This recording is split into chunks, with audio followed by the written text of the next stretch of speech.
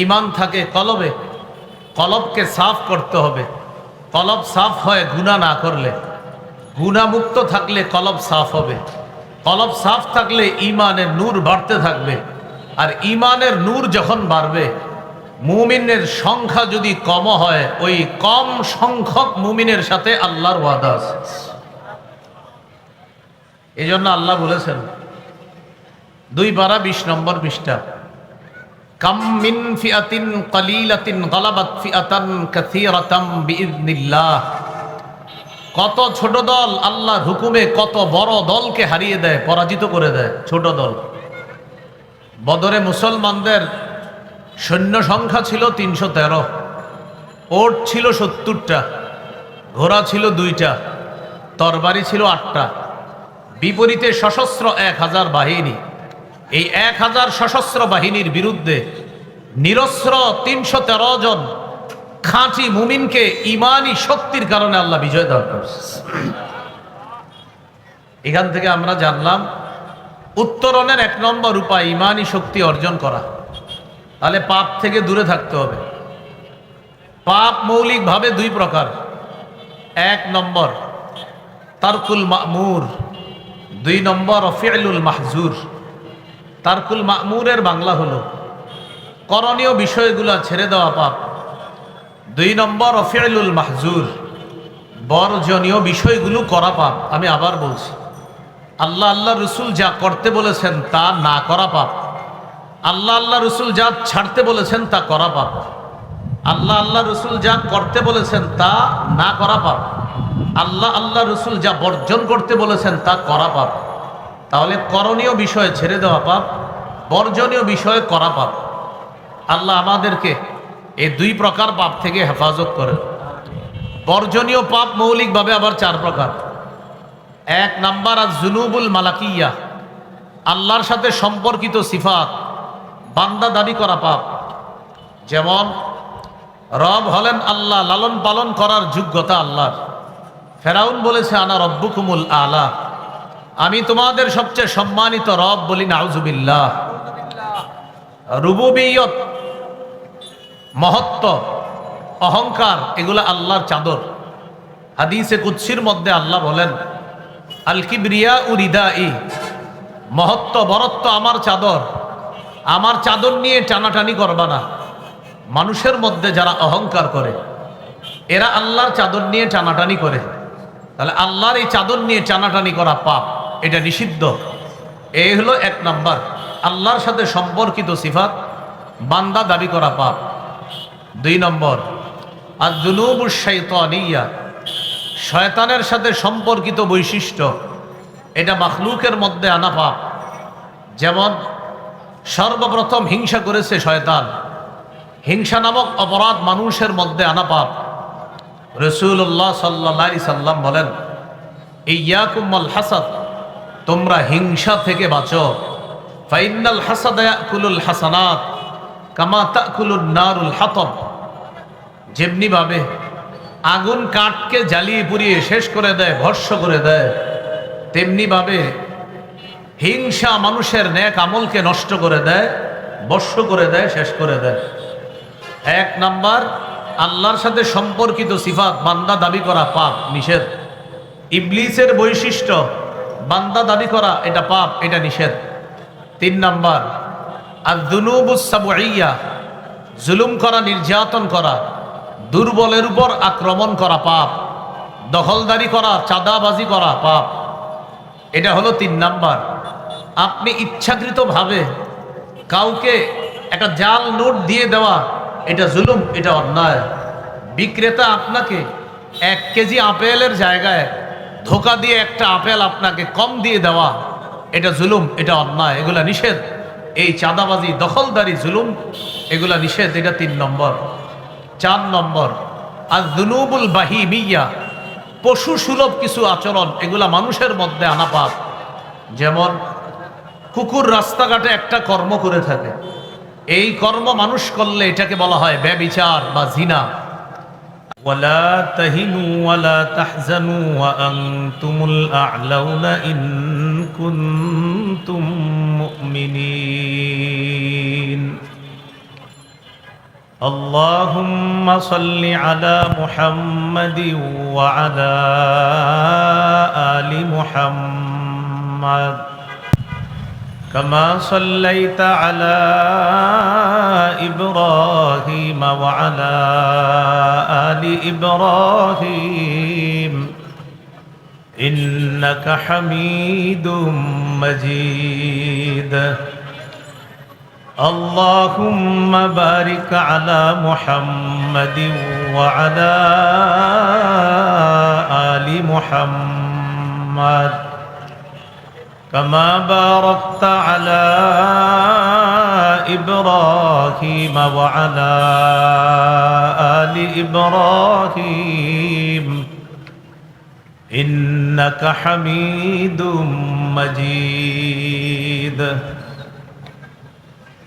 اللهم إني أعوذ بك من شر لساني ومن شر سمعي ومن شر بصري ومن شر مني পল্টন থানা মুজাহিদ কমিটি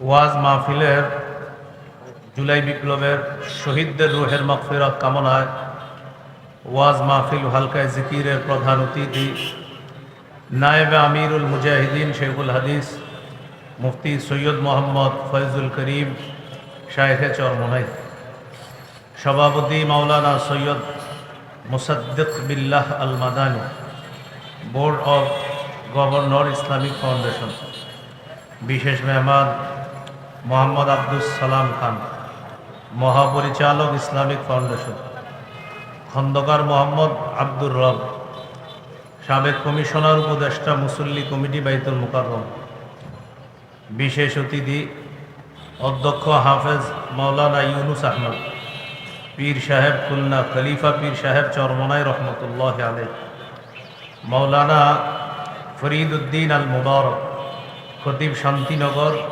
বাজার জামে মসজিদ, মুফতি মুহিবুল্লাহিল বাকিয়াত নদভী, সিনিয়র পীর ইমাম জাতীয় মসজিদ বাইতুল মুকাররম, মুফতি রেজাউল করিম আবরার হাফিজাহুল্লাহ সহ আরও অনেক উলামায়ে কেরাম, আমন্ত্রিত হজরত উলামায়ে কেরাম, উপস্থিত হজরত উলামায়ে কেরাম, মুসলমান ভাইয়েরা, আল্লাহ তাআলার দরবারে শুকরিয়া আদায় করছি। আল্লাহ আমাদেরকে এই মাহফিলে উপস্থিত হওয়ার তৌফিক দান করেছেন বলি আলহামদুলিল্লাহ। আমি আপনাদের সামনে পবিত্র কোরআনের একটি আয়াতে কারিমা তেলাওয়াত করেছি। আয়াতের অনুবাদ হলো ওয়ালা তাহিনু, তোমরা দুর্বল হও না, ওয়ালা তাহজানু, তোমরা চিন্তিত হও না, ওয়া আনতুমুল আ'লাউনা ইন কুনতুম মুমিনিন, যদি তোমরা খাঁটি মুমিন হও তাহলে তোমরাই বিজয়ী হবা। তোমরা দুর্বল হও না, তোমরা চিন্তিত হও না, যদি তোমরা মুমিন হও তোমরাই বিজয়ী হবা। বর্তমান পৃথিবীতে আমরা যারা মুসলমান পরিচয়ে বসবাস করছি, সবার মধ্যে একটা কথা হলো এই যে আমাদের মুসলমানদের সারা পৃথিবীর বিভিন্ন প্রান্তে প্রান্তে বিভিন্নভাবে অধঃপতন কেন হচ্ছে, মুসলমানরাই বা কেন নির্যাতনের শিকার হচ্ছে। এখন এটার কারণ কি? এই বিপর্যয় থেকে উত্তরণের কি উপায়? আমি আপনাদের সামনে উত্তরণের মৌলিক 17টা উপায় বলছি, ভালো করে আলোচনাটা শুনেন। এই মৌলিক 17 উপায় বলবো, আরও উপায় আছে। আপাতত এই 17টি উপায় আমরা অবলম্বন করলে আশা করি বিপর্যয় থেকে বাঁচা সম্ভব এবং আমাদের এ দেশেও সম্ভব। 1 নম্বর উপায় হলো ইমানি শক্তি অর্জন করা। এখান থেকে প্রশ্ন জাগে, আমাদের ইমানি শক্তি কি কম? এটার উত্তর হলো অবশ্যই কম। নাফরমানির কারণে আমাদের ইমানের যে নূর আছে, নূরের মধ্যে দুর্বলতা চলে এসেছে। গুনাহের কারণে আমাদের ইমানের নূর নিবু নিবু অবস্থা। ইমান থাকার জায়গা হলো কলব। আল্লাহ কোরআনে বলেছেন ওয়ালাম্মা ইয়াদখুলিল ঈমানু ফি কুলুবিকুম, এই আয়াত থেকে বোঝা যায় ঈমান থাকার জায়গা হলো কলব। হাদিসে আসছে কোন বান্দা যখন একটা গুনাহ করে, নুকিতাত ফি কলবিহি নুকতাতুন সাউদা, তার অন্তরের উপর একটা কালো আবরণ পড়ে যায়।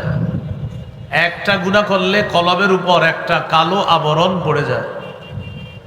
যখন এই ব্যক্তির গুনাহ বাড়তে থাকে, কালো আবরণ বাড়তে থাকে, এক পর্যায়ে এই কালো আবরণ এত পরিমাণ বেড়ে যায় এটার নিচে কলবটা চলে যায়, অর্থাৎ কলবের উপরে সম্পূর্ণটা কালো আবরণ হয়ে যায়। আর এই কালো আবরণ হলো গুনাহের আবরণ, পুরাটাই গুনাহ। এটাকে কোরআনের ভাষায় বলা হয় রন। রনের বাংলা হলো মরিচা।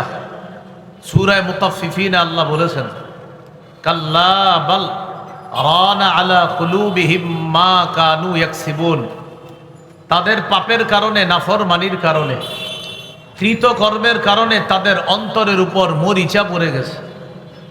তাহলে আবার বলি, বর্তমান বিপর্যয় থেকে উত্তরণের এক নম্বর উপায় ঈমানি শক্তি অর্জন করা।